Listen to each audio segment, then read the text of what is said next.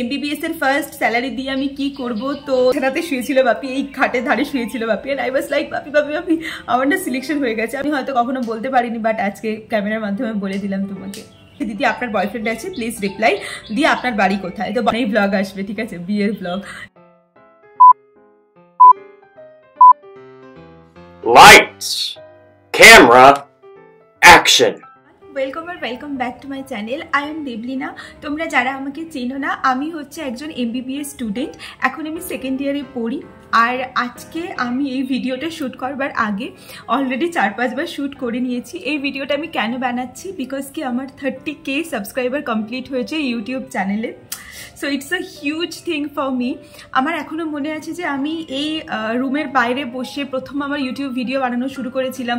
তখন আমি সবে নিটে চান্স পেয়েছি, মানে সবে ডাক্তারিতে চান্স পাওয়ার যে খুশি আনন্দ, সেগুলোকে শেয়ার করব বলে, বা আমার যে 5 বছরের নিটের জার্নি, যেটা আমার কাছে খুব স্পেশাল ছিল, সেই জার্নিটা তোমাদেরকে শোনাবো বলে বা তোমাদেরকে একটু মোটিভেট করবো বলে এই চ্যানেলটা শুরু করা। আজকে প্রায় 1.5 বছর হতে যায় আমি ইউটিউবে আছি, প্রায় 1-1.5 বছর হতে যায় আমি ইউটিউবে ভিডিও অ্যান্ড কন্টেন্ট ক্রিয়েট করছি। অ্যান্ড আজকে 30K কমপ্লিট হয়েছে, তো আমি ভাবলাম যে তোমাদের জন্য একটা স্পেশাল Q&A ভিডিও রাখা যাক, কারণ তোমরা আমাকে অনেক কোয়েশ্চেন করেছো, তোমাদের আমার থেকে অনেক কিছু জানার আছে। তো আমি ভাবলাম যে লেট না করে সেগুলো আগে তোমাদের সাথে শেয়ার করি, কারণ একজনের সম্বন্ধে কিছু বেসিক ডিটেলস দরকার হয় যখন আমরা কাউকে একটা ফলো করি বা কাউকে একটা দেখি। সো আমি এর আগেও অনেকবার 10K হওয়ার পর ভেবেছিলাম ভিডিও বানাবো, 20K হওয়ার পর ভেবেছিলাম ভিডিও বানাবো, বাট ডিফারেন্ট রিজন বশত সেগুলো বানানো হয়নি। কখনো আমার এক্সাম ছিল, বা কখনো আমি নিজে রেডি ছিলাম না হয়তো আনসার করবার জন্য। So I guess this is the right time যখন আমি সব কিছু তোমাদের সাথে শেয়ার করবো, প্রত্যেকটা জিনিস শেয়ার করবো। সো আই হোপ তোমাদের আজকের ভিডিওটা দেখতে খুব ভালো লাগবে। So I am literally like খুব ইমোশনাল ফিল করছি আজকে, কারণ সত্যি এটা আমার জন্য তো অনেক কিছু। তোমরা হয়তো ভাববে অনেকে যে এমন করছো যেন 100K হয়ে গেছে, বাট লাইক আমার কাছে না ইউটিউবের প্রত্যেকটা মাইলস্টোন, সেটা 1K থেকে শুরু করে 10K হোক, 15K হোক, মানে আমাকে না প্রত্যেকটাই সেম আনন্দ দেয়। আমি জানি আজকে হয়তো 30K হয়েছে, আমার যে আনন্দ হচ্ছে, হয়তো 100K যখন হবে না আমার লাইক এরকমই আনন্দ হতে থাকবে, মানে আমার 10Kতেও সেম আনন্দই হয়েছিল। So it's like that. So চলো আজকে আমি কোশ্চেনগুলো সমস্ত আইপ্যাডে নিয়ে নিয়েছি। তো আইপ্যাড থেকে আমি একটা করে কোশ্চেন এখানে আমি মেনশন করে দেবো, আর যে কোশ্চেনটা করেছে তার নাম যদি থাকে সেটাও মেনশন করে দেবো। সো চলো আজকের ভিডিওটা স্টার্ট করা যাক। একদম প্রথমে যে কোশ্চেনটা আছে সেটা করেছি সঙ্গীতা মাঝি। তো ও বলছে, দিদিভাই তুমি এই প্রফেশনালি কিভাবে এলে, তোমার ফুল জার্নিটা কেমন ছিল সেটা জানতে চাই। আগে কি করতে, তোমার বাড়ি কোথায়, এখন কোথায় থাকো, কোন জায়গায় থাকো, আর তোমার বাড়ির মেম্বারদের সম্বন্ধে জানতে চাই, প্লিজ রিপ্লাই। সো এটা আমার মনে হয় যে কোনো Q&A শুরু করার একদম প্রথম কোশ্চেন হওয়ার কথা। সো আমি আমার আগের মানে আমার বাড়ি, অরিজিনাল বাড়ি কলকাতায়, আমি এখন মালদায় থাকি, আর আমি ডাক্তারি পড়ি, এমবিবিএস সেকেন্ড ইয়ার স্টুডেন্ট, এখনও ফার্স্ট ইয়ার মাথায় ঘুরছে, যাই হোক এমবিবিএস সেকেন্ড ইয়ার স্টুডেন্ট। আর আমি প্রফেশনে কিভাবে এলাম সেটা অলরেডি আমার 5 ইয়ার্স জার্নিতে শেয়ার করা আছে।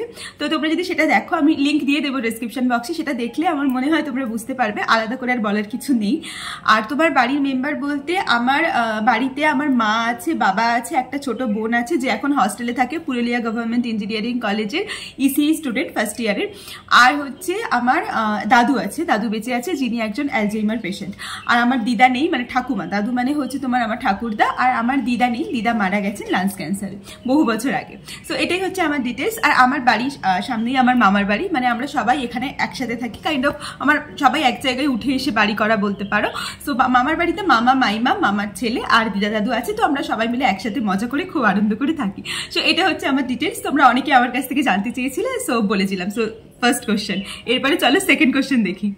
ওকে, সেকেন্ড কোশ্চেন আমাকে করেছে শিল্পী মজুমদার। তো ও বলছে 23 ইয়ার্স এজে এমবিবিএস পড়ায়, কলেজে অন্যরকম কিছু ফেস করতে হয় না।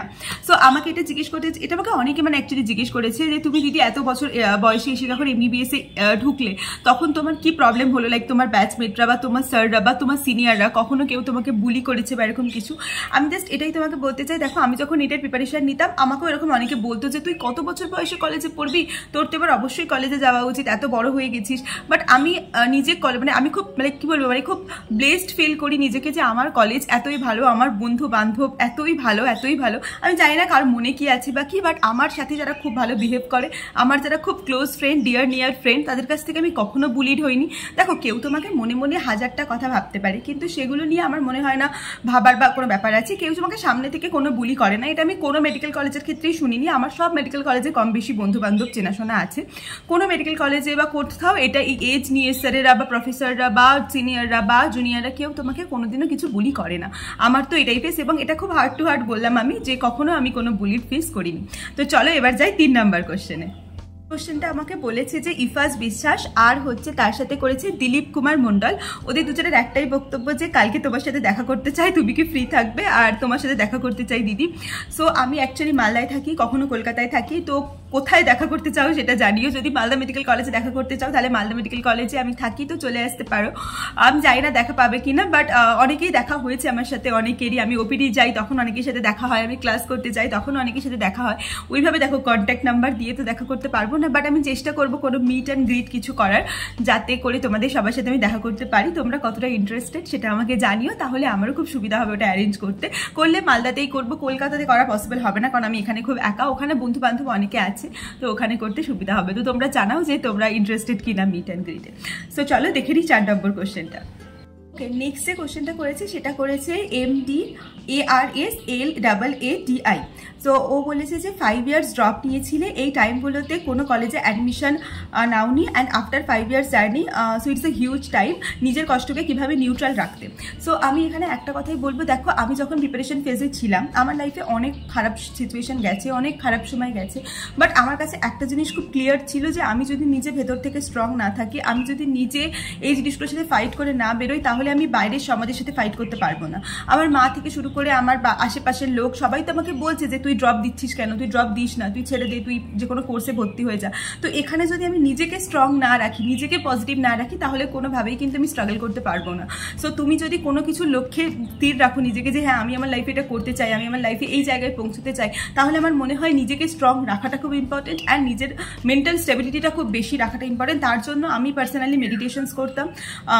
তুমি ভগবান হোক, আল্লাহ হোক, যে কাউকে হোক, যে কাউকে প্রার্থনা করো, রোজ সকালে একবার সন্ধ্যে একবার আমি মানে প্রপারলি ঠাকুরের সামনে বসে এরকম করে হাত জড়ো করে প্রার্থনা করতে। আমার মনে হয় যে আমার পজিটিভিটি বলো বা আমার মধ্যে যে স্ট্রং পাওয়ার যেটা ছিল বা এখনও যেটার খুব দরকার হয়, সেটা ওই মেডিটেশনস অ্যান্ড অল থেকেই আসতো।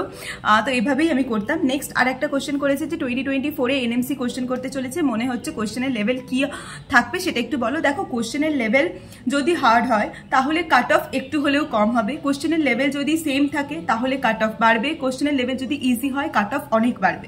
সবসময় এটা মাথায় রেখো, ঠিক আছে? হার্ড কি ইজি সেটা আমরা আগে থেকে প্রেডিক্ট করতে পারি না। এটুকু বলতে পারি একটা কোশ্চেন তো একটু হার্ড হয়, ফিজিক্স কেমিস্ট্রি বায়োলজির মধ্যে যে কোনো একটা কোশ্চেন একটু হার্ড হয়, বাকিগুলো সেটাকে নিউট্রালাইজ করার চেষ্টা করা হয়, বাট সেটাও খুব person to person and man to man vary করে। কারণ যেই কোশ্চেনটা আমার কাছে হার্ড সেই কোশ্চেনটা তোমার কাছে হার্ড নাও হতে পারে, যেই কোশ্চেনটা আমার কাছে ইজি সেটা তোমার কাছে ইজি নাও হতে পারে। সো এটা পুরোপুরি একটা পার্সপেক্টিভের ব্যাপার। তবে একটা কথা মাথায় রেখো, আমি সবসময় এটা ভাবতাম যে বছর আমি চান্স পেয়েছিলাম যে আমার কোশ্চেন যাই লেভেলে হোক আমাকে চান্স পেতে হবে, ব্যাস দ্যাটস ইট। আমার মনে হয় এই মেন্টালিটিটা থাকলে তাহলে তোমার চান্স পেতে অনেকটা সুবিধা হবে। নেক্সট কোশ্চেনটা এসছে সিক্রেট স্টার 24 কাছ থেকে। আমি জানি না তোমার কি নাম, বাট তুমি জিজ্ঞেস করেছো দিদি অ্যাপ্রন সেরিমনি হয় নাকি কলেজে যাওয়ার আগে অ্যাপ্রন কিনতে হয়? আচ্ছা, আমার যেমন কলেজে যেটা হয়েছিল সেটা আমি বলছি, বাট এটা কিন্তু অনেক কলেজে ভ্যারি করে, আমি সেটাও তোমাদের বলে দেবো। আমার কলেজে অ্যাপ্রন সেরিমনি ডিউরিং ফ্রেশার্স হয়েছিল। জানি আমি ফ্রেশার্সের ভিডিও আপলোড করিনি, I am so sorry for that. তোমরা যদি ফ্রেশার্সের ভিডিও দেখতে চাও তোমরা বলো, আমার কাছে ভিডিও আছে, ফ্রেশার্সেরও আছে, অ্যাপ্রন সেরিমনি মানে হোয়াইট কোট সেরিমনি যেটা হয় সেটারও আছে, বাট আমি এডিট করতে পারিনি আর আমি আপলোডও করতে পারিনি। সো যদি তোমরা দেখতে চাও সেটা আমাকে জানিও কমেন্ট করে, আমি চেষ্টা করবো ভিডিও আপলোড করার, বাট তোমরা দেখতে চাইলে তবেই আপলোড করবো, না হলে করবো না। আর অ্যাপ্রন সেরিমনি আমাদের হয়েছিল ফ্রেশার্সের সময়, যেটা অলমোস্ট 7 to 8 মান্থস পর মানে অ্যাডমিশনের। তো আমাদেরকে বাড়ির থেকে অ্যাপ্রন কিনে নিয়ে আসতে হয়েছিল যেদিন ফার্স্ট ডে আমি মেডিকেল কলেজে যাই। তো অনেক মেডিকেল কলেজে এরকম হয়েছিল যাদের কিন্তু কলেজ থেকেই অ্যাপ্রন দিয়েছিল, ঠিক আছে? প্রথম দিন ফার্স্ট ডেই কলেজ থেকে অ্যাপ্রন দিয়েছিল, বাট আমাদের দেওয়া হয়নি সেটা আমাদের কলেজে। তো আমি বলবো সবাইকে যারা চান্স পাবে এবছর, তো তাদের এটাই আমি করতে বলবো যে অ্যাপ্রনটা কিনে নাও। একটা অ্যাপ্রন তো লাগবেই, কারণ এত বছর তুমি অ্যাপ্রন পড়বে ফাইনাল ইয়ার অবধি, তো তোমার তো 3-4টে অ্যাপ্রন এমনিই চলে যাবে। তো অ্যাডমিশনের সময় একটা অ্যাপ্রন কিনেই নাও, কারণ ফার্স্ট ডে অ্যাপ্রন পরে কলেজ যাবে না সেটা তো হতে পারে না, ঠিক আছে? তো নেক্সট কোশ্চেন আমি যেটা 5 নম্বর আই গেস, তো সেটা হচ্ছে কলেজ থেকে ফ্রিতে কি দেবে ফার্স্ট ইয়ারে। দেখো কলেজ থেকে ফ্রিতে ওরকমভাবে কিছু তো দেয় না, বাট এমবিবিএস ডিগ্রিটা পাচ্ছ সেটাই অনেক বড় কথা। ওকে, নেক্সট কোশ্চেনটা আমাকে করেছে, সেটা হচ্ছে জয়িতা দাস। তো ও বলছে এমবিবিএস টাফ নাকি নিট টাফ, যদি দুটোকে ডিসিপ্লিনভাবে পড়তে হয় তাহলে কি দুটোই ইজি হবে, প্লিজ আনসার দিও। দেখো এমবিবিএস টাফ না নিট টাফ যদি আমাকে কেউ জিজ্ঞেস করে, আমি সবসময় বলবো নিট টাফ এমবিবিএস এর থেকে। কারণ নিট যখন আমরা প্রিপারেশন নিই তখন আমাদের মাথার উপর একটা এক্সট্রা প্রেশার কাজ করে। স্পেশালি আমি যখন ড্রপার ছিলাম, তো আমার মাথার উপরে প্রচুর এক্সট্রা প্রেশার কাজ করতো যে কি হবে কি না হবে, আমি চান্স পাবো কি না। দেখো নিট এমবিবিএস তোমার কাছে অনেক বেশি পড়তে হয়, এমবিবিএস এর সিলেবাস অনেক বেশি হিউজ, অনেক কঠিন, আমি মানছি। কিন্তু যদি আমাকে টাফ অ্যান্ড ইজির দিক থেকে বলতে বলো তাহলে তো আমি বলবো অবশ্যই নিট অনেক বেশি টাফ। সবসময় বলি এটা, আমার সব বন্ধুরা বলে, আমি বলি, সবাই বলে, কারণ এমবিবিএস এর টাফনেসটা অন্যরকম। এখানে তুমি একটা পরীক্ষায় একটু কম নাম্বার পেলে মানে এরকম নয় তুমি আউট অফ সিলেকশন হয়ে যাবে, তোমার পায়ের তলা থেকে মাটি সরে যাবে, এরকম কিন্তু কোনো ব্যাপার নেই। ঠিক আছে, তো আই গেস আমি তোমাদের কাছে ক্লিয়ার করতে পেরেছি জিনিসটা। কোশ্চেনটা আমাকে করেছে সানিয়া মহাপাত্র। ও বলছে দিদি তুমি কি ফিজিক্সে এমআর স্যারের নোটই ফলো করেছিলে নাকি অন্য কোনো বুক প্র্যাকটিস করতে তার সাথে?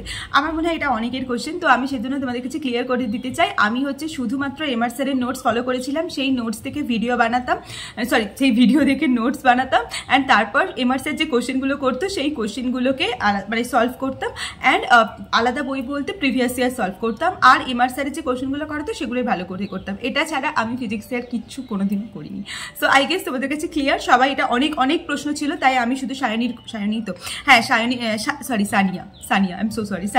সানিয়া মহাপাত্রের কোশ্চেনটা নিয়ে আমি এটা ক্লিয়ার করে দিলাম তোমাদের কাছে। আই এম সো সরি যদি আমি কারোর নাম ভুল বা কিছু উচ্চারণ করে থাকি, I am really sorry for that. Next কোশ্চেনটা আমার খুব ফেভারিট কোশ্চেন। নেক্সট কোশ্চেনটা করেছি সুদীপ্তা পাত্র বা সুদীপ্ত পাত্র, আমি জানি না। এটা যদি সুদীপ্ত পাত্র হয় তাহলে নো ডাউট আমার একটা ফ্রেন্ড, তো আমার অনেক ছোটোবেলার ফ্রেন্ড। আর যদি সুদীপ্তা পাত্র হয় তাহলে তুমি অবশ্যই কমেন্ট করো। তো ও বলেছে, যদিও আমার মনে হয় এটা আমার ফ্রেন্ড না, কারণ ও দিদি বলে বলেছে, ও তো আমাকে দিদি বলে বলবে না। দিদি তুমি পড়াশোনা ইউটিউব এত কিছু কী করে ব্যালেন্স করো, তোমার ওই 5 ইয়ার্স স্ট্রাগলটাকে কীভাবে মেন্টাল স্ট্রেস হ্যান্ডেল করেছিলে, আর এখন এমবিবিএস এর প্রেশার আর নিটের প্রেশারের মধ্যে কোনটাকে বেশি স্ট্রেসফুল মনে হয়? সো আমার মনে হয় যে দেখো আমি যখন আমি পড়াশোনা করি অ্যান্ড তার সাথে ইউটিউব করি, এটা আমি আমার আগের অনেক ভিডিওতে তোমাদের বলেছি, বাট আজকে আমি এটা আরেকবার তোমাদের সাথে শেয়ার করতে চাই। দেখো তোমার লাইফে তুমি কি করতে চাও সেটা পুরোপুরি ডিপেন্ড করে তোমার উপর। আমি নিজে অনেকবার ভেবেছি আমি সব কিছু ছেড়ে দেবো, ইউটিউব অ্যান্ড অল। ইভেন আমার সাথে আমার খুব ক্লোজ ফ্রেন্ডদের এটা নিয়ে ডিসকাশন হয় যে আমি যদি সব কিছু ছেড়ে দিই, সেটা দিয়ে শুধু পড়াশোনা করি। তো আমার কোশ্চেন হচ্ছে, আমি কি সব কিছু ছেড়ে দিয়ে শুধু পড়াশোনা করে থাকতে পারবো? এটাও একটা অনেক বড় কথা। তো আমি নিজে যেরকম মানুষ, আমি মজা করতে আনন্দ করতে ভালোবাসি, আমি আমার ফিলিংস এক্সপ্রেস করতে ভালোবাসি, যে কারণে আমার ইউটিউব চ্যানেলটা খোলা, যে আমি আমার যা কিছু ফিলিংস, আমি একটা ক্যামেরা থাকবে যে যার সামনে আমি এক্সপ্রেস করতে পারবো জিনিসগুলো। তো সেখানে দাঁড়িয়ে আমার মনে হয় যে আমি মানে অ্যাকচুয়ালি অনেকটা ভালো থাকি যখন আমি ইউটিউব ভিডিও বানাই, যখন আমি তোমাদের সাথে কিছু কথা বলি, তখন আমি খুব ভালো থাকি। তো যে জিনিসটা আমরা ভালোবাসি সেই জিনিসটা ব্যালেন্স করতে হয়তো কখনো কখনো আমাদের খুব কষ্ট হয়। যখন আমরা রেগুলার ধরো পরীক্ষা চলছে, পড়াশোনার চাপ চলছে, সেই সাথে পরপর ভিডিও হচ্ছে, ফোনে স্টোরেজ শেষ হয়ে যায়। কখনো কখনো হয় কি ভিডিও বানিয়েছি বাট মাইক লাগাইনি, কখনো কখনো এরকম হয়েছে, একদিন আমার এরকম হয়েছে এই ইয়ারপড দুটো ওই বিছানার ওই দিকে ফেলা, আমি এখানে বসে ভিডিও শ্যুট করেছি। মানে এরকম অনেক কিছু হয়েছে, অনেক রকম প্রবলেম হয়, দিয়ে কোনো ভিডিও হয় না। 4-5 বার হয়তো এরকম ভিডিও শ্যুট করে গেছি, অডিও রেকর্ড হয়নি, বা ভিডিওতে মানে গ্লিচ চলে এসছে, তো এরকম অনেক কিছু হয়। তো আমি যেহেতু দুটো জিনিসকেই খুব ভালোবাসি, এমবিবিএস আমার যেহেতু খুব শখের জিনিস, আর ইউটিউবটাও আমার খুব শখের জিনিস, তাই আমার লাইফে এটা ব্যালেন্স মানে করতে আলাদা করে কোনো শিখতে হয়নি। বাট হ্যাঁ, কখনো কখনো তো নিজেকেই একটু মানে প্রেশারাইজ করতে হয়, কখনো কখনো রাত 2-2-2:30 অবধি ঘুম বিসর্জন দিয়ে মানে এডিট করতে হয়। তো অফকোর্স ব্যালেন্সিংটা ইম্পর্টেন্ট। আমার মনে হয় যে আমি ইউটিউব আর লাইক এমবিবিএস দুটোকে একসাথে হ্যান্ডেল করে আমি খুব হ্যাপি, অ্যান্ড আমি নিজের লাইফে ওয়ার্ক লাইফ ব্যালেন্স করতে শিখছি, যেটা আমার মনে হয় যে খুব ইম্পর্টেন্ট, প্রত্যেকটা মানুষের শেখা খুব ইম্পর্টেন্ট। আর নিট 5 ইয়ার্স স্ট্রাগলের সময় কী করে স্ট্রেস হ্যান্ডেল করেছিলাম সেটা তো আমি একদম প্রথমেই বলে দিয়েছি। আর প্রেশারের মধ্যে অফকোর্স আমার নিটের দিনগুলোকে বেশি স্ট্রেসফুল মনে হয়। এমবিবিএসে তো অনেক মজা, অনেক আনন্দ। যারা নিট অ্যাসপিরেন্টরা ভিডিওটা দেখছো তাড়াতাড়ি এমবিবিএসে চলে এসো, প্রচুর মজা করতে হবে কিন্তু, ঠিক আছে? তো চল, আমাকে করেছে আমার চ্যানেলের একটা রেগুলার ভাই বলবো, যে রেগুলার আমার ভিডিও দেখে, সে হচ্ছে সুমন মান্না। বলেছে দিদি এমবিবিএসে ইংলিশে প্যারাগ্রাফ লিখতে গিয়ে স্পেলিং মিস্টেক হয় না, এই প্রবলেমটা কি কারোর হয়? আমার ওই প্রবলেমটা হয়, কিন্তু নিট প্রিপারেশনে অতটা এফেক্ট করে না। এমবিবিএসে কি প্রবলেম হবে? সো আমি এখানে তোমাদের একটা কথাই বলবো যে দেখো, অফকোর্স এমবিবিএসে অনেক বড় বড় প্যারাগ্রাফ লিখতে হয়। তোমরা অনেকে আমি জিজ্ঞেসও করেছো যে এমবিবিএস তো ইংলিশে পড়তে হয়। হ্যাঁ, এমবিবিএসে সব কিছু ইংলিশে পড়তে হয়, বাট কি বলো তো, কোনো ইম্পর্টেন্ট স্পেলিং তুমি এমবিবিএসে এতটা লিখতে হয় না এক্সামে। তুমি ধরো অনেক কিছু লিখে গেলে, অনেক শর্ট ফর্মে তুমি অনেক কিছু লেখো, সব কিছু ফুল ফর্মে লেখার দরকার হয় না। কিন্তু ধরো তোমাকে জানতে চাওয়া হয়েছে কোনো একটা, ধরো ম্যালেরিয়া ডিজিজের তোমার মেডিসিন জানতে চাওয়া হয়েছে, সেখানে একটাই কোশ্চেন, একটাই নাম্বার তুমি পাবে মেডিসিনের নাম লিখলে। সেখানে যদি তুমি মেডিসিনের নামটা ভুল লিখে দাও, সেখানে কিন্তু তোমার নাম্বার কাটা যাবে, অফকোর্স কাটা যাবে, পুরোই হয়তো কাটা যাবে, ঠিক আছে। তো আমি এটাই বলবো যে যেগুলো ইম্পর্টেন্ট নাম, যেগুলো মেডিসিন নাম বা যেগুলো কোনো একটা ডিজিজের ইম্পর্টেন্ট নাম, সেগুলো তোমাকে আলাদা করে মুখস্থ করতে হয় স্পেলিং। কিন্তু এমনি যখন তুমি প্যারাগ্রাফে কোনো একটা বড় কিছু লিখতো, সেখানে হয়তো এগেনস্ট লিখতে গিয়ে AGINST লিখলে না, তাতে তোমার এমন কিছু আহামরি ক্ষতি হবে না বা কিছু হবে না। আর হ্যাঁ, অফকোর্স লাইক আমাদের তো সাধারণত এরকম কোনো স্পেলিংয়ের প্রবলেম হয় না। অনেক স্পেলিং আমরা ভুলভাল লিখি, আমি তো খুবই কাঁচা স্পেলিং, আমি তো উল্টো পাল্টা স্পেলিং লিখতে থাকি। কিন্তু কিছু কিছু স্পেলিং ধরে ধরে ঠিক করতে হয়, সব স্পেলিং ওইভাবে ধরে ধরে ঠিক করার দরকার হয় না। আর অনেকে আমরা জিজ্ঞেস করো যে ইংলিশ পড়তে প্রবলেম হয় কিনা, একদম না। তুমি যদি 11-12 NCERT পড়ে আসো, তাহলে এখানে এসে তোমার ইংলিশ পড়তে কোনো প্রবলেম হবে না। কারণ আমরা MBBS যে সমস্ত বুকসগুলো ফলো করি, আমরা সবসময় তো ফরেন অথর ফলো করি না, অনেক ইন্ডিয়ান অথরের বই ফলো করি, তো সেখানে দাঁড়িয়ে ইংলিশটা পড়তে এতটাও সমস্যা হয় না, খুব লেম্যান ইংলিশেই লেখা থাকে, যেটা সবার জন্য হেল্পফুল। তো আমার মনে হয় আমি যদি পেরে থাকি তাহলে তোমরাও পারবে। আমি সবসময় একটা কথা বলি যে আমি যদি নিট চিন্তির চান্স পেয়ে থাকি তাহলে তোমরাও পাবে, আর আমি যদি MBBS এ করতে পারি, নিজেকে ঠিকমতো এগিয়ে ফার্স্ট ইয়ার পাস করে সেকেন্ড ইয়ারে উঠতে পারি, তাহলে তোমরাও পারবে, কোনো চাপ নেই। কোশ্চেনটা আমাকে করেছে মৌসুমী মণ্ডল। দিদি তোমার কত খরচ হয়, আর মেডিকেল কলেজে কি রান্না করে খাওয়া যায়? আর তুমি রুমমেটেরকে দিয়ে নিয়ে বলেছিলে যে রান্না করে ইন্ডেক্সে, তাহলে ইলেকট্রিকের খরচা কি আলাদা করে দিতে হয়? আচ্ছা, এটাতে আমি এটাই বলবো যে আমার MBBS এ কত খরচ হয়েছে, তো সেটা নিয়ে আমি একটা আলাদা ভিডিও বানিয়েছি। তবু যদি বলি, তাহলে আমার অ্যাডমিশনের সময় 9,000 মতো খরচ হয়েছিল যখন আমি প্রথম অ্যাডমিশন নিতে আসি মালদা মেডিকেল কলেজে। অ্যান্ড আফটার দ্যাট আমার হচ্ছে বইপত্র খরচ তো আলাদা করে বাদ দাও, ওটা বলছি না। আফটার লাইক এক্সামের সময় 2,000 করে একটা ফি দিতে হয়। আর WB UHS এর যেটা তোমার হেলথ ইউনিভার্সিটি, যেটা ওয়েস্ট বেঙ্গল হেলথ ইউনিভার্সিটি, যেটা তোমার রেজিস্ট্রেশন ফিস, সেটা হচ্ছে 4,500 লেগেছিল। এছাড়া পার মান্থে আমার খাওয়ার জন্য 3,000 করে লাগে, মানে খাওয়া দাওয়ার জন্য। আর আমাদের হস্টেলের কোনো ফিস লাগে না, ওটা মাসে 12 টাকা অ্যাডমিশনের সময়তেই নিয়ে নেয়, তো ওটা আলাদা করে কোনো ফিস লাগে না। এছাড়া তুমি হাত খরচ এবার যেমন করবে, 1,000 করো কি 2,000 করো কি 3,000 করো, সেটা তোমার উপর ডিপেন্ড করে। এছাড়া আর কোনো খরচ লাগে না। আর হ্যাঁ, তুমি হস্টেলে রান্না করে খেতে পারো, হস্টেলে তুমি ইন্ডাকশন অ্যান্ড অল যা খুশি চালাতে পারো, কোনো অসুবিধা নেই। আর নেক্সটটা বললে ইলেকট্রিক খরচ, না আমাদের আলাদা করে কোনো ইলেকট্রিক খরচ দিতে হয় না, আমরা ইন্ডাকশন চালাতে পারি, কেউ কারোর মিনি ফ্রিজ রাখে, এগুলো নিয়ে কোনো সমস্যা হয় না। এগুলো সব খরচ সরকারি দেয়, কোনো গভর্নমেন্ট দেয়, তো কোনো অসুবিধা হয় না। তুমি যে কোনো ইলেকট্রিক গেজেটস আমাদের হস্টেলে অ্যালাউ আছে, তুমি ইউজ করতে পারো, কোনো সমস্যা হয় না। নেক্সট কোশ্চেনটা আমার কাছে খুব স্পেশাল, বিকজ এই কোশ্চেনটা করেছে আমারই কলিগ বলতে পারো, রিদ্ধি বলছে, দিদি আমি এই বছর বর্ধমান মেডিকেল কলেজে অ্যাডমিশন নিয়েছি, কাট অফ 625 জন্য। আমার বর্ধমানে হয়েছে, কলকাতার কলেজ পেলাম না।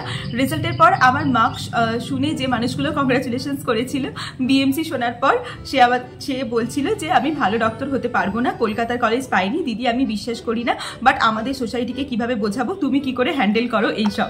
ওকে, সো দেখো, আমি না লাইফে সেই ফেজটা দেখেছি যেখানে আমি না একটা কলেজ পাইনি, একটা কলেজের জন্য সারা দিন রাত কেঁদেছি, বারবার not allotted in any college, allotment later not allotted in any college দেখতে দেখতে, আর চোখের জল ফেলতে ফেলতে না এত কষ্ট পেয়েছি ভাবতে পারবে না।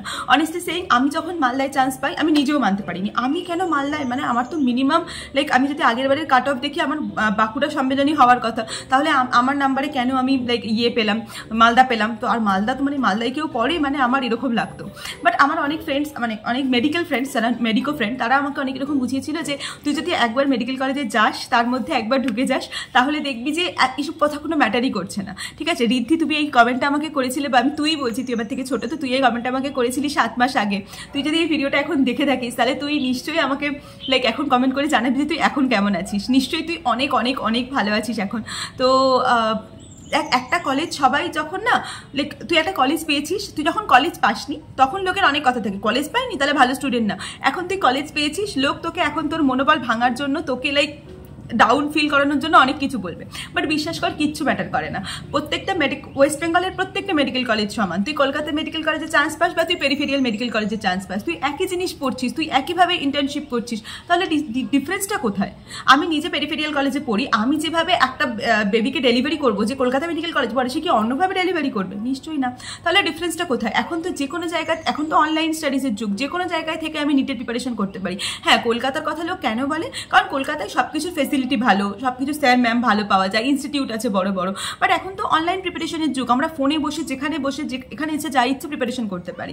আমার মনে হয় না যে এই জিনিসটার কোনো ভ্যালু আছে বলে। আর যারা অবশ্যই নিট অ্যাসপিরেন্ট তারা সবসময় চেষ্টা করে র্যাঙ্ক দেখে কলেজ চুজ করার। সবার স্বপ্ন, আমি বলবো না যে একদমই স্বপ্ন রেখো না এমসে সিট পাবো, অবশ্যই অবশ্যই সেগুলো তো সবার আগে তোমরা রাখবেই, কিন্তু তার মধ্যে এই মেন্টালিটিটা মাথার থেকে বের করে দাও যে আমি মালদায় পড়ি, আমি মেদিনীপুরে পড়ি, আমি মুর্শিদাবাদে পড়ি, ও আরজি করে পড়ে, ও এনআরএসে পড়ে, তাহলে ওরা আমাদের থেকে অনেক বেশি কিছু না। কেউ কারোর থেকে এখানে বেশি কিছু হয় না। তুমি অলরেডি লাইক 20, 21, 22 লাখ বাচ্চার সাথে কম্পিট করে একটা গভর্নমেন্ট মেডিকেল কলেজে বসে আছো, দ্যাটস এনাফ। লাইক আর কারোকে কোনো এক্সপ্লেনেশন দেওয়ার দরকার নেই। আর যারা কংগ্রেস মানে বলছে তুই ভালো ডক্টর হতে পারবি না, তাদের তো আলাদা করে কিছু বলার দরকার নেই। একটা সময় তারাই তোমার কাছে আসবে তোমার ট্রিটমেন্টের জন্য। আর এটা যদি কোনো মেডিকেল মানে ফ্রেন্ড তোমাকে বলে থাকে, কোনো মেডিকো ফ্রেন্ড তোমাকে বলে থাকে, তাহলে তো আমার কিছু বলার নেই। কারণ নিজের ফ্যাটার্নিটিতে যদি এরকম কেউ থাকে যে নিজের কলিগকেই ছোট করছে, তাহলে সত্যি আমার কিছু বলার নেই। সো আমার মনে হয় এই মেন্টালিটিগুলো থেকে এবার দূরে যাওয়া উচিত সবাই। তো আমি চাই না তুই এই ভিডিওটা দেখলি কিনা, বা রিদ্ধি তুই এই ভিডিওতে যদি দেখিস তাহলে অবশ্যই কমেন্ট করিস।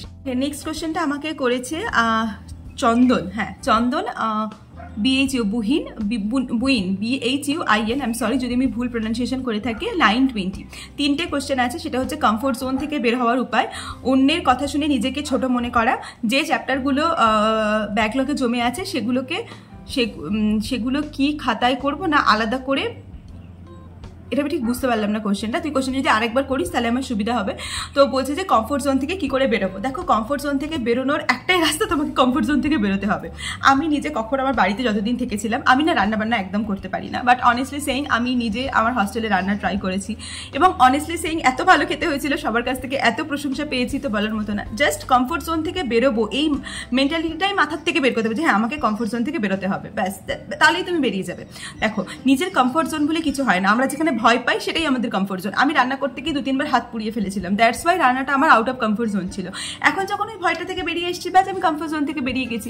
নিজের কমফোর্ট জোন থেকে বেরোনোর জন্য নিজের মনকে আগে বোঝাতে হয়। তোমার মাথার থেকেও তোমার মন অনেক বেশি শক্তিশালী।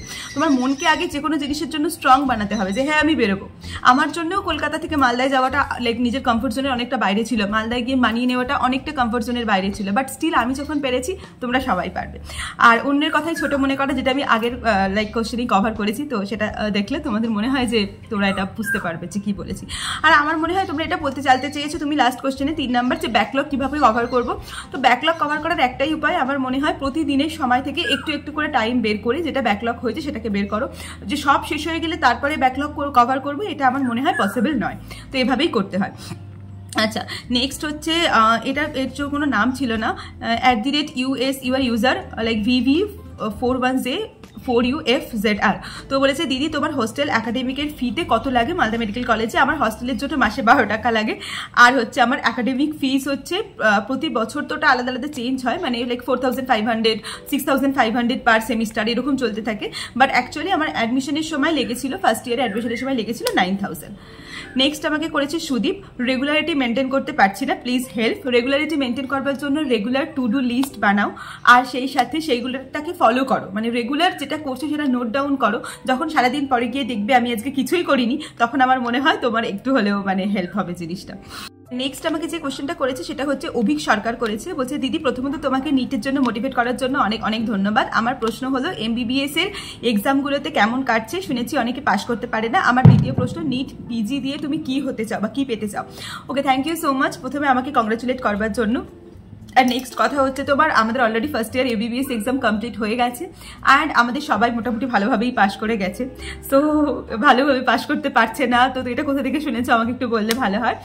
আর দ্বিতীয় প্রশ্ন হচ্ছে নিট পিজি দিয়ে কি হতে চাও। আমি নিট পিজি প্রিপারেশন স্টার্ট করব, বাট এখন আমি সেরকম কিছু ভাবিনি যে আমি কি হতে চাই কি দিতে চাই। কারণ নিট পিজির যেটা মেন সাবজেক্ট যেগুলো মানে যেটা তোমার ক্লিনিক্যাল সাবজেক্ট, সার্জারি বলো, মেডিসিন বলো, ENT বলো, অবস গাইনি বলো, সেগুলো আমি এখনো পড়িনি। এখন কিছু প্যারাক্লিনিক্যাল সাবজেক্ট আর কিছু হচ্ছে তোমার লাইক নন ক্লিনিক্যাল সাবজেক্টই আমি পড়েছি ফার্স্ট ইয়ার সেকেন্ড ইয়ারে। তো এখান থেকে দাঁড়িয়ে আমার মনে হয় যে এখনো আমার পক্ষে এটা বলা পসিবল নয় যে আমি পিজি দিয়ে কি হতে চাই বা কি হতে পারবো। সো যেটা পাবো সেটা অবশ্যই পড়বো, আর প্লাস তার সাথে পিজিতে বসবো, এটুকু বলতে পারি এখনো পর্যন্ত। বাকি ইন্টারেস্ট কিসে গ্রো করে সেটা তো তোমরা আমার ইউটিউব চ্যানেলের সাথে জুড়ে আছোই, তো তোমরা জানতে পারবে যে আমার কিসে ইন্টারেস্ট গ্রো করলো, আমি তোমাদের সাথে শেয়ার করবো। সো ফাইনালি সেটা নিয়েই এগোবো, সো এটা খুবই ইচ্ছা আছে যদি সেটা পাই তো, নিজের র্যাঙ্ক সেটা পারমিট করে তো। কোশ্চেনটা আমাকে করেছে প্রীতি গোস্বামী। তো ও বলছে দিদি এবিবিএস এ বাড়ি আসার জন্য ছুটি থাকে কতগুলো, প্লিজ আনসার দিও আর খুব খুব ভালোবাসা নিও। তুমিও খুব খুব ভালোবাসা নিও প্রীতি। আর এটাই বলবো যে দেখো ফার্স্ট ইয়ারে একটু চাপ থাকে, ফার্স্ট ইয়ারে রেগুলার ক্লাস করার একটু চাপ থাকে, রেগুলার ক্লাস করতে হয়, প্র্যাকটিক্যালগুলো থাকে, আর ভালোও লাগে ফার্স্ট ইয়ারে বন্ধু বান্ধব সবার সাথে ক্লাস করতে। বাট এরকম কোনো ছুটি নেওয়ার বা ছুটি দেওয়ার কোনো ব্যাপার থাকে না। এমনি তো বছরে যে সরকারি ছুটি সেগুলো সবই থাকে, প্লাস তার সাথে অন্য সিনিয়র ব্যাচের যখন এক্সাম চলে তখনও প্রায় এক দু সপ্তাহে একটা বড় ছুটি পাওয়া যায়। এছাড়া পুজোর ছুটি, তারপরে তোমার ধরো ক্রিসমাসের ছুটি থাকে, মানে যে কোনো বড় অনুষ্ঠানে, হোলি, এই সময় কিছু ছুটি তোমরা পেয়েই যাবে। তো মোটামুটি তুমি বছরে 4-5 বার তো বাড়ি আসতেই পারবে। আর সেকেন্ড ইয়ারের পর থেকে তুমি যখন ইচ্ছে তখনই বাড়ি আসতে পারবে। আমি তো সেকেন্ড ইয়ারে ওঠার পর থেকে প্রতি মাসেই একবার করে বাড়ি আসি, তো ওরকম কোনো সমস্যা হয় না ছুটি নিয়ে। যে অনেকেই বলে যে মেডিকেল পড়লে ছুটি নেওয়া যায় না, ওটা যায় না, ইন্টার্নশিপের সময় যায় না, খুবই কষ্ট তখন হয়। বাট তাও তুমি লাইক প্রক্সি ডিউটি তো করতেই পারো, অসুবিধা হয় না। মানে যেটা আমরা রিপ্লেসমেন্ট বলি, তো রিপ্লেসমেন্ট ডিউটি তো তোমরা করতেই পারো, সেটা সমস্যা হয় না। কিন্তু ছুটি নেওয়াটা কষ্টকর হয় ইন্টার্নশিপের সময়। তার আগে যতদিন তুমি স্টুডেন্ট আছো, মানে উড বি ডক্টর হচ্ছ না, স্টুডেন্ট আছো, এমবিবিএস স্টুডেন্ট আছো, ততদিন তো আমার মনে হয় যেমন ইচ্ছে ছুটি নেওয়া যায়, কোনো অসুবিধা নেই, অ্যান্ড বাড়িতেও আসা যায়। ওকে, নেক্সট কোশ্চেনে আমাকে বলেছে যে সুদীপ 2293, ও বলেছে অঙ্কিতদার সঙ্গে ইন্টারভিউ চাই, প্লিজ রিপ্লাই। অঙ্কিতদার সাথে কি ইন্টারভিউ দেখতে চাও, কি রিলেটেড ইন্টারভিউ দেখতে চাও সেটা একটু জানাও আমাকে, তাহলে আমারও সুবিধা হবে। বা অঙ্কিতদার সাথে কি, এটা অনেকেই আমাকে প্রশ্ন করেছে, তো আমি বলতে চাই যে অঙ্কিতদার সাথে কি ভিডিও দেখতে চাও, কোনো কিউএনএ দেখতে চাও বা কোনো কিছু টপিক ডিসকাশন দেখতে চাও, সেটা যদি দেখতে চাও আমাকে তাহলে কমেন্ট করে জানাও, তাহলে আমি সেই রিলেটেড ভিডিও বানাবো। এখন তো বাড়িতে আছি, এখন পসিবল না, হস্টেলে গিয়ে আমি বানানোর চেষ্টা করব। নেক্সট কমেন্টটা আমাকে করেছে GW-Cool1056। ওর বক্তব্য, দিদি কলেজে কতক্ষণ ক্লাস হয়, মানে কটা থেকে কটা পর্যন্ত ক্লাস হয়, কটা থেকে কটা পর্যন্ত টিফিন থাকে। আচ্ছা, সো মোটামুটি ক্লাস হয়, যদি ফার্স্ট ইয়ারের কথা বলি তাহলে ফার্স্ট ইয়ারে ক্লাস হয় সকালবেলা 9টার থেকে শুরু হয়, অ্যান্ড ক্লাস চলতে থাকে 4:30 অবধি, প্র্যাকটিক্যাল মিলিয়ে। মাঝখানে 1 ঘন্টার একটা ব্রেক পাওয়া যায়, সেটা হচ্ছে 1টা থেকে 2টো, ঠিক আছে? এটা ফার্স্ট ইয়ারের রুটিন। আর সেকেন্ড ইয়ারে সকাল 8টা থেকে ক্লিনিক্যাল পোস্টিং থাকে, অ্যান্ড তারপরে ক্লাস মোটামুটি 3টে 3:30 শেষ হয়, বাট মাঝখানে অনেক ক্লাস অফ থাকে বা অনেক ক্লাস থাকে। আর থার্ড ইয়ার বা ফাইনাল ইয়ারের ওরকম আলাদা করে কোনো রুটিন থাকে না। ওদের যেহেতু সবকটা ক্লাসই ওয়ার্ডে হয়, যেহেতু সবই ক্লিনিক্যাল সাবজেক্ট, তো স্যারেরা যখন কমফোর্টেবল ফিল করেন তখনই মানে ওনারা ক্লাস নেয়। সো এইভাবেই ক্লাস চলতে থাকে মেনলি এমবিবিএস কারিকুলামে। আমি যে কোশ্চেনটাকে অ্যাড্রেস করবো সেখানে আমি 3-4টে কোশ্চেন একসাথে পেয়েছি, এবং সবার কাছ থেকে একই কোশ্চেন পেয়েছি। মিলন দাস, নন্দা চৌধুরী, আর হচ্ছে চায়না গিরি, তো আর হচ্ছে লাবণী সাহা। সবাই মোটামুটি একই রকমের কোশ্চেন করেছে, মেডিকেল কলেজে পড়াশোনা কেমন হয়, অ্যান্ড লাইক প্র্যাকটিক্যাল এক্সপিরিয়েন্স কেমন হয়, বেঙ্গলি মিডিয়াম স্টুডেন্ট হয়ে কী করে ফার্স্ট ইয়ারের প্রেশার হ্যান্ডেল করা যায়, আর কলেজে র্যাগিং হয় কিনা। সো দেখো, র্যাগিং নিয়ে আমি এর আগে অনেকগুলো ভিডিও বানিয়েছি, সেখানে আমি বলেছি যে মেডিকেল কলেজের র্যাগিং মানে কি, ইন্টারাকশন মানে কি, ইন্ট্রো মানে কি, সেগুলো সবই আমি তোমাদের বলেছি। আমি অ্যাজ আ জুনিয়র থেকেও তোমাদের সাথে ভিডিওটা শেয়ার করেছি, অ্যাজ আ সিনিয়রও থেকেও আমি তোমাদের সাথে জিনিসটা শেয়ার করছি। সেটা হচ্ছে, দেখো মেডিকেল কলেজে ইন্ট্রোডাকশনটা খুব দরকার হয়, কারণ তুমি তোমার সিনিয়রের থেকেই সবকিছু শিখবে। উইদাউট সিনিয়র লাইক তুমি শিখতে পারবে না। হ্যাঁ, তার মানে এটা নয় যে তোমার কারোর উল্টো পাল্টা কোনো লাইক যেটা আমরা অরিজিনাল র্যাগিং বলে থাকি, যেটাকে আমরা অরিজিনাল ইন্ট্রো বলে থাকি, সেটাকে কখনোই আমি সাপোর্ট করতে বলবো না। বাট হ্যাঁ, নর্মাল সিনিয়র তোমার নাম জিজ্ঞেস করলো, কোথা থেকে এসেছিস, বাড়ি কোথায়, এগুলো জিজ্ঞেস করলো, দ্যাটস লাইক অল ওকে, যেটা সাধারণত হয়ে থাকে। হ্যাঁ, সিনিয়র তুমি যদি কোনো ভুল করো সেটা সিনিয়র তোমাকে শেখাতে পারে, সেটুকু সিনিয়রের কাছে পাওয়ার থাকে বা ক্ষমতা থাকে তোমাকে শেখানোর, যে হ্যাঁ তুই এটা ভুল করেছিস, তো এটা করা উচিত না, তার জন্য তোমাকে বকতেও পারে। তো এটাই মেনলি সিনিয়র জুনিয়র রিলেশনস আমার মনে হয়। এটাকে অনেকে র্যাগিং বলে ভুল করে। হ্যাঁ, অনেক জায়গায় র্যাগিং হয়, যাদবপুরে সত্যি যেটা হয়েছিল, বা আরো অনেক জায়গায়, আমি প্রপার নাম নিচ্ছি না, যেখানে সত্যিকারের র্যাগিং হয়, ঠিক আছে? আমি বলছি না যে র্যাগিং হয় না, সেটা ইঞ্জিনিয়ারিং কলেজ হোক বা মেডিকেল কলেজ হোক, বা অনেক বলে অন্যান্য, শুধু ইঞ্জিনিয়ারিং বা মেডিকেল কেন, যে কোনো কলেজেই হতে পারে জিনিসটা, সিনিয়রদের দাদাগিরি যেটা চলতে থাকে সেখানে। বাট আমি নিজে পার্সোনালি কখনো সেরকম কিছু ফেস করিনি। সো দ্যাটস ভাই, আমি কখনো বলবো, আমি নিজেও কখনো সেটা করবো না, বিকজ আমি অ্যাজ এ জুনিয়র যেটা ফেস করিনি, আমি অ্যাজ এ সিনিয়র কেন সেটা করবো। সো অফকোর্স এটাই। আর বেঙ্গলি মিডিয়ামে পড়লেও এমবিবিএস আমার মনে হয় না কোনো অসুবিধা হবে বলে বা হয় বলে। আর যেটা বলবো, প্র্যাকটিক্যালের এক্সপিরিয়েন্স তো খুবই ভালো। ফার্স্ট ইয়ারের প্র্যাকটিক্যালগুলো তো পুরো মানে একদম রিলস বানানোর মতো প্র্যাকটিক্যাল। সো তোমরা অনেক করে মজা করো, আনন্দ করো, প্র্যাকটিক্যালের ভিডিও বানাও, রিলস বানাও, আর ছবি তোলা বাবা মাকে পাঠাও। ফার্স্ট টাইম অনেক কিছু দেখবে মেডিকেল কলেজে এসে, তো যেটা আমার মনে হয় খুব ভালো লাগবে, খুব হেল্পফুল হবে তোমাদের জন্য, তোমাদের পড়াশোনার জন্য, অ্যান্ড লাইক তোমাদের সোশ্যাল লাইফ একটা মেনটেন করতে ভালো লাগবে। কারণ নিটের সময় তো আমরা সবকিছু মানে ইনস্টাগ্রাম, ফেসবুক সব কিছু ছেড়ে দিই, তো সেখান থেকে এসে আবার যখন এমবিবিএস লাইফে আসি তখন অনেক কিছু খুব ভালো লাগে। সো আমার তো পার্সোনালি খুব ভালো কেটেছে ফার্স্ট ইয়ার। আই উইশ তোমরা যারা এবছর চান্স পাবে বা আগের বছর চান্স পেয়েছো, অলরেডি ফার্স্ট ইয়ারে আছো, তাদের খুব ভালো কাটুক। I wish you all the very best. কোশ্চেনটা আমাকে করেছে সুদীপ্তা নস্কর। ও বলছে দিদি হস্টেলের খাবার কেমন হয়, কেমন প্রাইস, কি কি দেওয়া হয়, মানে তোমার ডেলি বেসিসে হস্টেলে কি কি খাবার পাও সেই রিলেটেড একটা ভিডিও বানাও। যদিও এটাও আমাকে কোশ্চেনে জিজ্ঞেস করেছিল, তাই আমি এখানে নিয়ে ফেলেছি। দেখো হস্টেলের খাবার লাইক বাড়ির খাবারের মতো তো হয় না, তো অফকোর্স আমি হস্টেলের খাবার নিয়ে একটা ডিটেল ভিডিও বানিয়ে দেবো। তোমরা দেখতে চাও কিনা তোমরা আমাকে সেটা কমেন্ট করে জানাও। আর এমনি খাবার লাইক আমার মানে মালদা মেডিকেল কলেজের খাবার অনেক বেশি ভালো হয়, আমি সেটা শুনেছি যে টাকার তুলনায় খাবার তো খুবই ভালো হয়। বাট আমি এক সপ্তাহের একটা ব্লগ বানিয়ে, খাওয়া দাওয়ার একটা ব্লগ বানিয়ে তোমাদের সাথে শেয়ার করে দেবো, তো তোমরা অবশ্যই দেখো কিন্তু ভিডিওটা। নেক্সট অনেকেই জিজ্ঞেস করেছো, এখন আমি যেটা পারছি সোহেল শেখ আমাকে জিজ্ঞেস করেছে দিদি তোমার এইচএসসি মার্কস কত ছিল? Love from Bankura, love you too. আর হ্যাঁ, এইচএসসি আমার মার্কস ছিল 445 আউট অফ 500। ঠিক, নেক্সট আমাকে যে কোশ্চেনটা করেছে সেটা হচ্ছে Kanai Seth, KANAI, Kanai Seth. I guess দিদি ফ্রেশার্সের ব্লগ আসবে না, তো ফ্রেশার্সের ব্লগ তোমরা কি দেখতে চাও? তাহলে তোমরা আমাকে জানাও যে দিদি ফ্রেশার্সের ব্লগ দেখতে চাই, আমি চেষ্টা করবো ফ্রেশার্সের ব্লগ তোমাদের সাথে শেয়ার করার।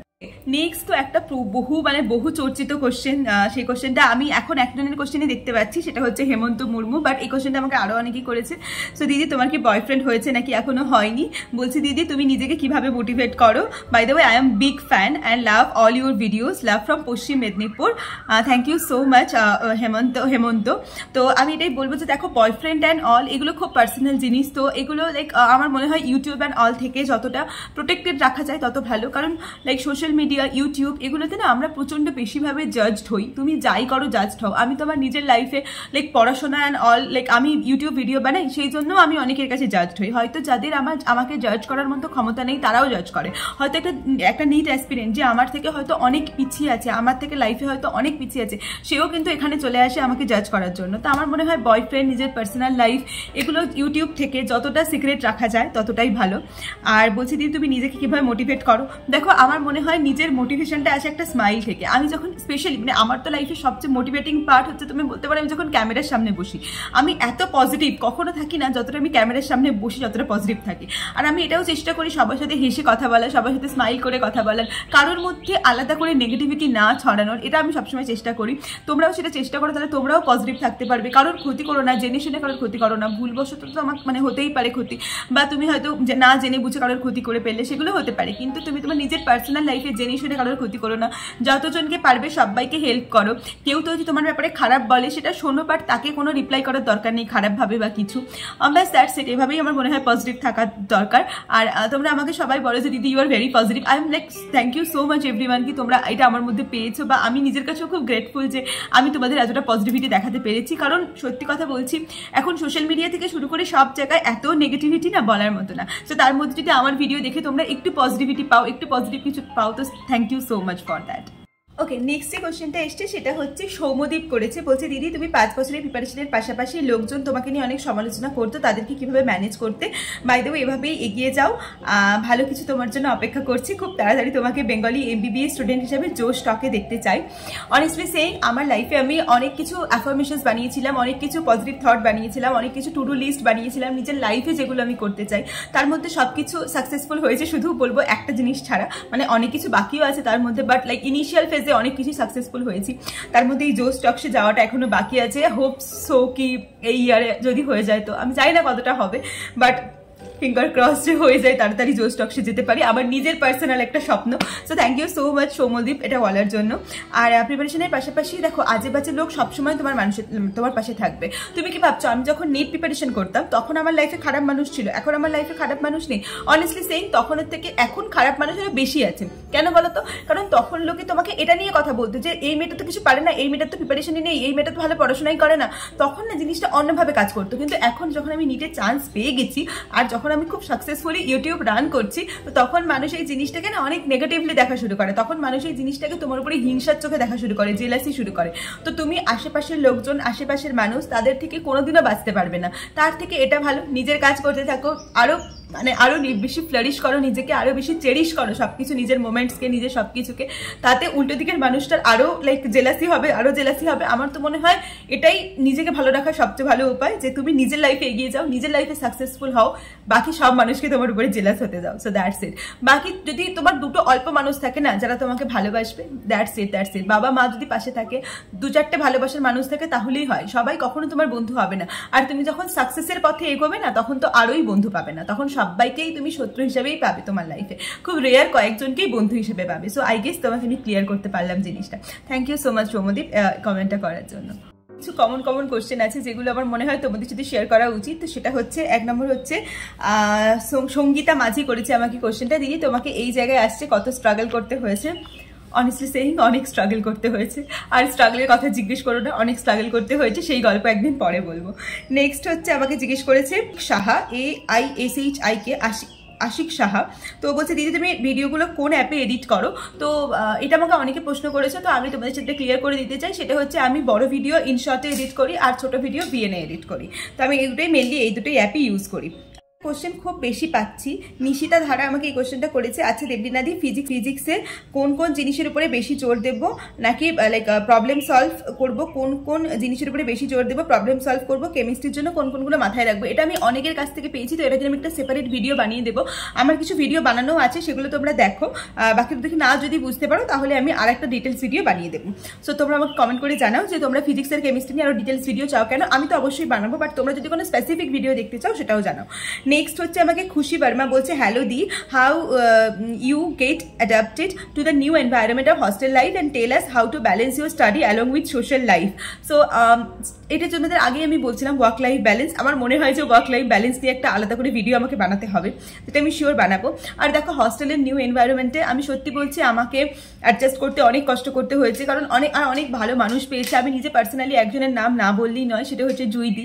আমি যখন প্রথম কলেজে আসি আমার মনে আছে প্রথম দিন আমার দাদু খুব অসুস্থ ছিল। আমি যখন ফার্স্ট ডে কলেজে যাই, মানে ফার্স্ট ডে আমার যেদিন ছিল, তো আমার বাবা মা আমাকে জাস্ট কলেজে রেখেই গাড়ি নিয়ে বেরিয়ে এসেছিল। আমি বাড়ির পার্সোনাল গাড়ি করে গেছিলাম মালদায়। তো আমি ট্রেন জার্নি করার মতো বা অতটা ওরকমভাবে ট্রেনে যাওয়ার মতো পসিবিলিটি ছিল না, তো আমাকে পার্সোনাল কার নিয়ে যেতে হয়েছিল বাড়ির। তো তারপরে ওখানে দিয়েই আমি যেদিন ফার্স্ট ক্লাস করি সেদিন রাত্রেই আমার বাবা মা চলে আসে। তো আমার মা আমার বাবা মার সাথে ছিল না সেদিনকে। তো আমি লিটারালি বসে বসে কাঁদছিলাম, কারণ আমি কোনোদিনও ওর অত জামা কাপড় অত জিনিসপত্র ওইভাবে একা কখনো গুছাইনি। তো সেই দিনটা আমার লাইফের একটা বিশাল বাজে দিন ছিল বলবো। মানে আমি লিটারালি বাবা মা চলে যাচ্ছে, আমি কাঁদছি দাঁড়িয়ে দাঁড়িয়ে, বাবা মা দেখছে তাও কিছু করতে পারছে না, কারণ বাড়িতে আসতে হবে, দাদু খুব অসুস্থ আর দাদুকে মা ছাড়া কেউ সামলাতে পারবে না। সো এরকম অবস্থায় দেখে চলে এলাম। সেই সময় একজন মানুষ ছিল, সেটা হচ্ছে জুইদি।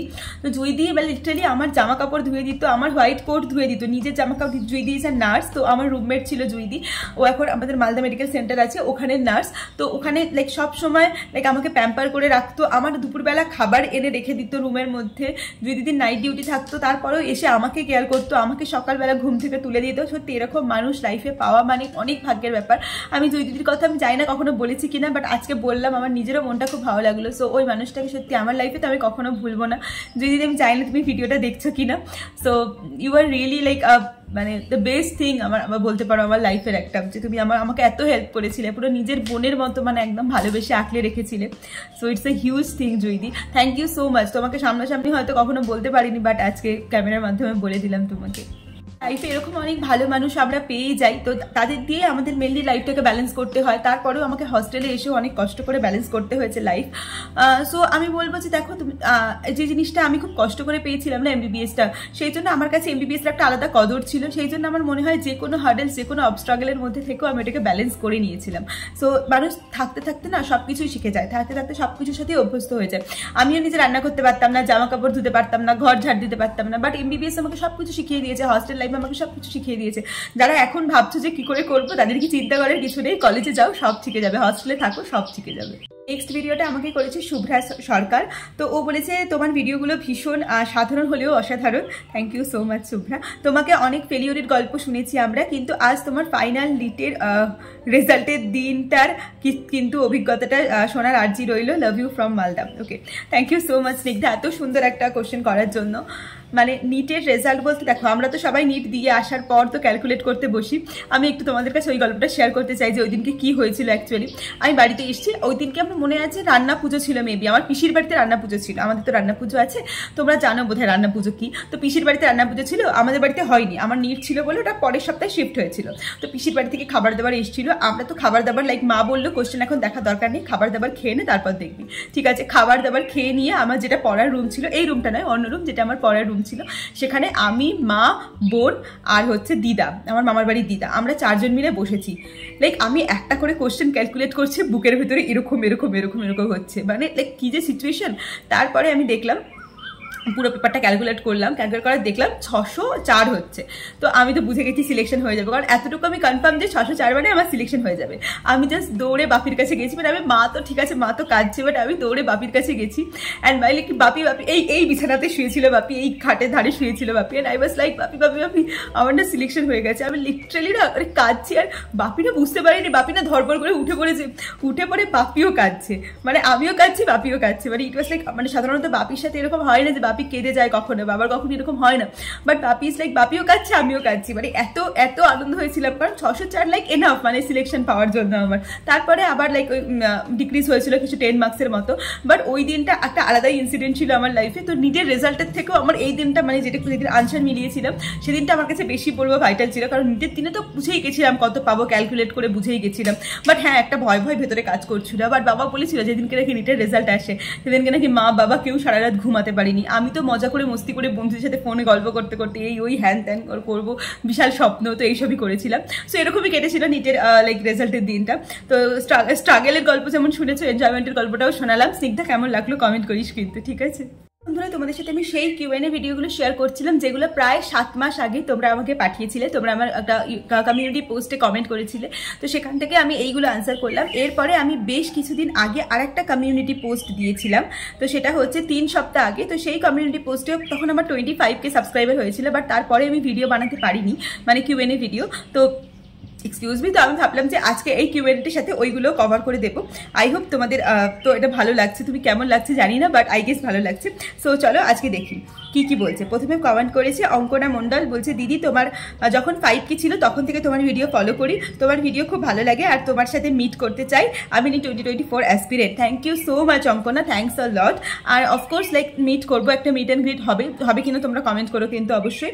অ্যান্ড লাইক তোমার 2024 আছে না, তুমি ভালো করে 2024 দিয়ে নাও। আমিও কিন্তু কমেন্ট সেকশনে চাই যে দিদি আমি 2024 খুব ভালো দিয়েছি অ্যান্ড আমার সিলেকশন হয়ে যাবে। Thank you so much Ankana for comment. Okay, next আমি যেটা বলবো সেটা হচ্ছে লাইক ক্রেজি বাহাদুর সামথিং কিছু একটা কমেন্ট করেছে, দিদি আপনার বয়ফ্রেন্ড আছে প্লিজ রিপ্লাই দিয়ে আপনার বাড়ি কোথায়। তো বয়ফ্রেন্ডের ব্যাপারটা আমি আগেই কনফার্ম করে দিয়েছি তোমাদের সাথে। অ্যান্ড লাইক প্লিজ রিপ্লাই তোমার বাড়ি কোথায়। আমার বাড়ি কলকাতায়। ওকে, নেক্সট হচ্ছে বৃষ্টি সাহা আমাকে কংগ্রাচুলেশনস করেছে, থ্যাংক ইউ বৃষ্টি। তোমরা এই যে কতগুলো নাম আছে, যারা বৃষ্টি আছে বা আরও কয়েকটা নাম আছে আমি তোমাদের বলবো, যারা রেগুলার লাইক আমার ভিডিও দেখো অ্যান্ড কমেন্ট করো, I am really grateful. Then হচ্ছে তোমার SD travel, love you di, I am really great inspired by you, thank you so much. Next হচ্ছে সিক্রেট স্টার, আবার একটা কমেন্ট করেছে, দিদি সবাই বলে যে মেডিকেলে চান্স পেলে ফ্যামিলির অনেক সুবিধা, ফ্রি ট্রিটমেন্ট এক্সেট্রা, আরও কত কি, এগুলো কি ঠিক দিদি? প্লিজ কোশ্চেনটা নিও, love you. So of course love you too. তো হ্যাঁ, এগুলো অনেক ফ্রি ট্রিটমেন্ট পাওয়া যায়। তুমি অ্যাজ আ ডক্টর হয়ে তোমার যেমন আমাদের ধরো আমি নিজে personally as a second year MBBS student বা যখন ফার্স্ট ইয়ার MBBS স্টুডেন্ট ছিলাম, তখন আমি আমার ফ্যামিলির জন্য কি পেতাম আমি বলছি। দেখো তোমাকে ধরো কেউ ডক্টর দেখাতে এলো, তোমাকে লাইনে দাঁড়াতে হয় না, আমি নিয়ে গিয়ে ডাইরেক্ট ডক্টরের সাথে কথা বলিয়ে দিতে পারবো। এছাড়া ধরো তোমার কোনো কারোর অ্যাডমিশনের ব্যাপারে, তো সেটার ক্ষেত্রে আমাদের কাছে একটা অপশন থাকে যে আমরা নিজেরা লাইক স্যারের সাথে কথা বলে গিয়ে অ্যাডমিশন করাতে পারি কাউকে। অ্যান্ড এছাড়া আর কি সুবিধা পাওয়া যায়, সেটা হচ্ছে তোমার নিজের বাবা মা যদি হয় তাহলে আমরা পার্সোনাল কেবিনও পাই, নিজের মানে বাবা মাকে ট্রিটমেন্ট অ্যান্ড কল করার জন্য হসপিটালের মধ্যেই, নিজেদের হসপিটালে পার্সোনাল ডক্টরস কেবিন যেগুলো, সেগুলো ফ্যামিলির জন্য কিছু অ্যালট করা থাকে। তো অফকোর্স অনেক ফ্রি ট্রিটমেন্ট অনেক কিছুই পাওয়া যায়, শুধু ডক্টর হওয়ার অপেক্ষা, বুঝলে? ওকে, সো নেক্সট হচ্ছে XU8QE9K4S, নামলেই 9KJ4S, ডক্টর হওয়ার ইচ্ছা কবে থেকে হয়েছিল, মানে কোন ক্লাস থেকে ভেবেছিলে আমাকে ডক্টর হতেই হবে? অনেস্টলি সেইং, ছোটবেলা থেকে খুব ভাবতাম মানে ডক্টরকে বিয়ে করবো, কোনোদিনও ভাবিনি ডক্টর হবো। সত্যি বলছি, ছোটবেলা থেকে ডক্টরকে আমার পছন্দ ছিল। আমি নিজে পার্সোনালি যে চাইল্ড স্পেশালিস্টকে দেখাতাম, ডক্টর শুভানু মিত্র, তো ওনাকে আমার পার্সোনালি খুব পছন্দ ছিল। তো ভেবেছিলাম ডক্টরের বউ হবো, বাট নিজে ডক্টর হবো কোনোদিনও ভাবিনি। বাট তারপরে আস্তে আস্তে যখন লাইক প্রথম থেকে ভাবতাম না, ছোট থেকে ভাবতাম টিচার হবো, মানে টিচার হওয়ারই ইচ্ছা ছিল ছোট থেকে। তারপরে আস্তে আস্তে যখন লাইক 11-12 পড়লাম, তখন 11-12 থেকে ঠিক করে নিয়েছিলাম যে হ্যাঁ ডক্টর হবই। তারপরে যখন নিট দিলাম, তারপরে যখন নিটের মধ্যে আরও বেশি করে ঢুকলাম, তখনই বোধহয় নিজে আসলে ডক্টর ওয়ার্ডটার মানে বুঝেছিলাম। যখন 2-3টে ড্রপ হয়ে গেল, তখন বোধহয় সত্যিকারের মানে চাইতাম যে, তখনই হয়তো সত্যিকারে চেয়েছিলাম যে ডক্টর হতে। আর তারও আগে থেকে যদি চাইতাম তাহলে হয়তো এতগুলো ড্রপ লাগতো না, তার আগেই সিলেকশন হয়ে যেত। সো একটা অনেস্ট আনসার মেবি এটা দেওয়ার চেষ্টা করলাম, জানি না কি কেমন কি তোমরা বলো। নেক্সট হচ্ছে তানিয়া বলেছে ডিয়ার দি অঙ্কিত দা তোমার lover, congratulations, thank you so much Tania. সো দেখো পার্সোনাল কোশ্চেন্স বা পার্সোনাল কোশ্চেনের আনসার আমি অফকোর্স ইউটিউবে দেবো না, সেটা আমি আগেই বলেছি, but thank you for your comment. Dimmi DIMME Dimmi Chowdhury বলেছে দি where you are Hindi medium student আর English medium in 10th and 11th? না হিন্দি মিডিয়াম না ইংলিশ মিডিয়াম, আমি ছোটো class 1 to like nursery to 4 পড়েছি ইংলিশ মিডিয়ামে, বাট তারপর class 10th and class 12 from pure Bengali medium, West Bengal board. Okay, next হচ্ছে SKF KLHF comment করেছে দিদি তোমার নিট রেজাল্টের সময় তোমার রিয়াকশন কেমন ছিল সেটা একটু শেয়ার করো। অফকোর্স আমি করেছি, so thank you so much for your comment. আচ্ছা, দেন আমাকে নেক্সট যে কমেন্ট করেছে শামিম গায়েন, মেডিকেল কলেজে ক্লাসমেটের সাথে লাভ করলে ফিউচার জেনারেশনে বিয়ে হওয়ার পার্সেন্টেজ কতটা?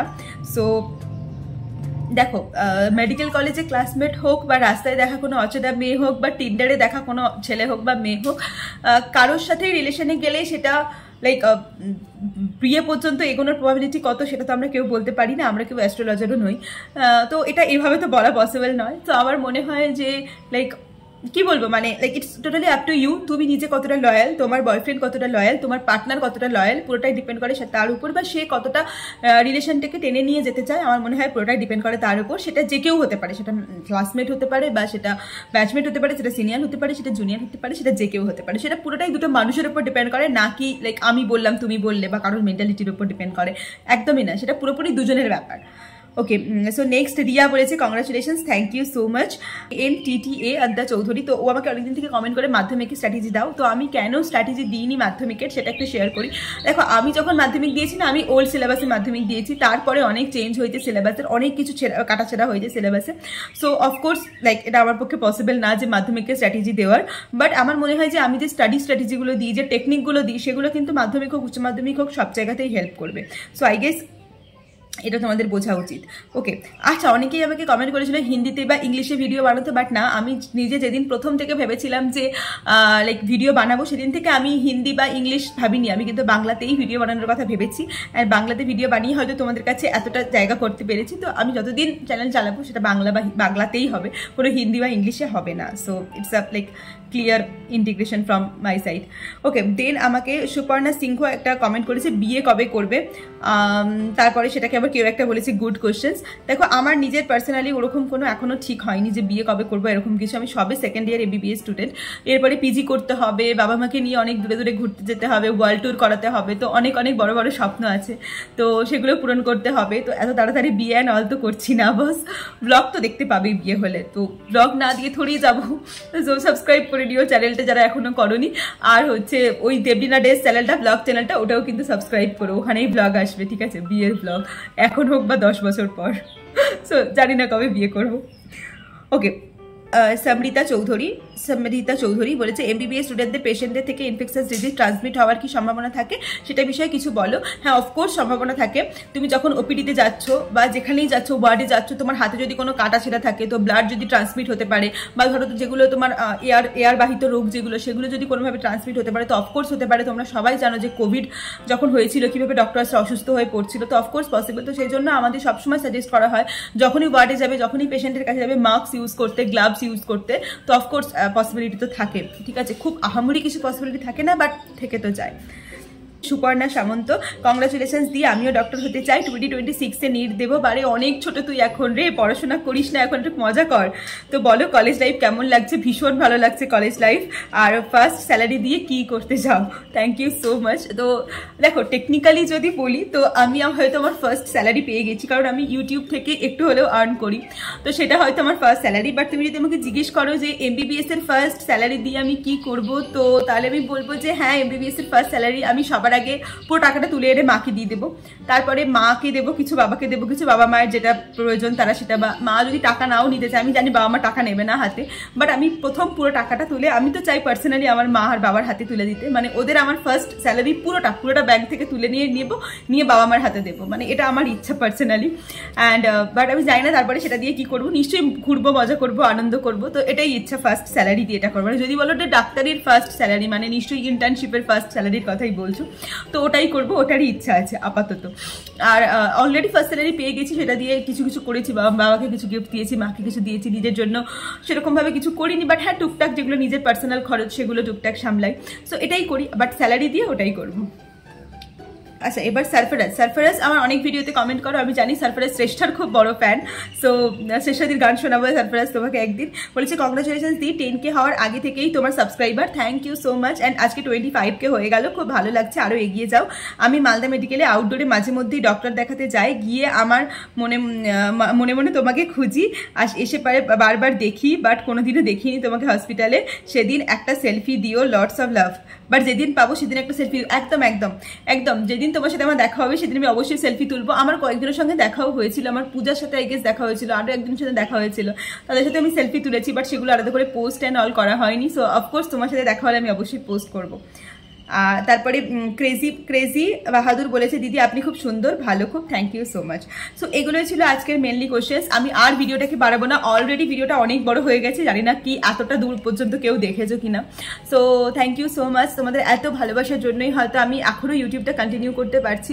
দেখো অনেক স্ট্রাগল এসছে, অনেক বাধা এসছে, আমি লাইফ আপডেট নিয়ে অবশ্যই একটা ভিডিও আসবো। এই চ্যানেলে কেন এত ভিডিও কম আসছে সেটা নিয়েও অনেক ভিডিও আসবে। দেখো লাইফে অনেক প্রবলেম থাকে আমাদের, আমরা অনেক স্ট্রাগলের মধ্যে দিয়ে যাই। ক্যামেরার সামনে আমরা যে ফেসটা দেখাই সেটা খুব হাসি খুশি একটা ফেস, বাট আমাদের লাইফে অনেক personal problem, financial problem, crisis, অনেক কিছু থাকতে থাকে, চলতেই থাকে, ঠিক আছে। তো সেইগুলো পার করেও যখন আমরা ক্যামেরার সামনে বসি, যে কোনো ক্রিয়েটার, সেটা শুধু আমি না সবাই, একটা প্রচুর পজিটিভিটি দেওয়ার চেষ্টা করি তোমাদেরকে। সো আজকের Q&A সেশনটা করে আমার পার্সোনালি খুব ভালো লাগলো। So thank you so much এই কোয়েশ্চেনগুলো করার জন্য। আবার Q&A বানাবো। তো ব্যাস that's it for today's video. আজকের ভিডিওটা কেমন লাগলো, আর এছাড়া তোমরা আর কি ধরনের কন্টেন্ট বা কি ভিডিও চ্যানেলে দেখতে চাও সেটাও কমেন্ট করে জানাও। So that's it for today's video. দেখা হচ্ছে পরের ভিডিওতে খুব তাড়াতাড়ি। Q&Aটা কেমন লাগলো কমেন্ট করে জানাও। বাই।